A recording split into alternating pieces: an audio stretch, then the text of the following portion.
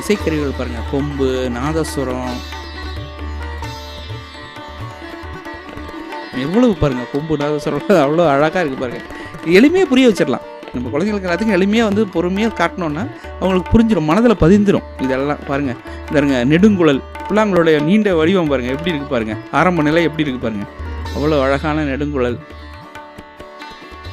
நிறைய இருக்குது பாருங்கள், ஒத்து நிறைய இருக்குது, நிறைய செய்திகள் இருக்குது. நீங்கள் பொறுமையாக பார்க்கலாம். அங்கே பாருங்கள் எவ்வளவு பறவைகள்லாம் வந்து அப்படியே பாடம் செய்து வச்சுருக்காங்கன்னு பாருங்கள்.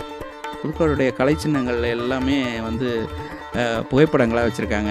எளிமையாக நீங்கள் பார்த்து தெரிஞ்சுக்கலாம். நிறைய செய்திகள் இங்கே குமிந்து கிடக்கு. நான் என்ன சொல்கிறேன்னா, எங்கெங்கோ நம்ம சென்று எதையோ தேடி அலையும் இந்த காலத்தில் கண்டிப்பாக நம்மை சுற்றி இவ்வளவு செய்திகள் இருக்கா, இந்த இடத்தில் இவ்வளவு செய்திகள் இருக்கா. இதில் இன்னொரு செய்தி நான் உங்களுக்கு சொல்கிறேன் பாருங்கள்.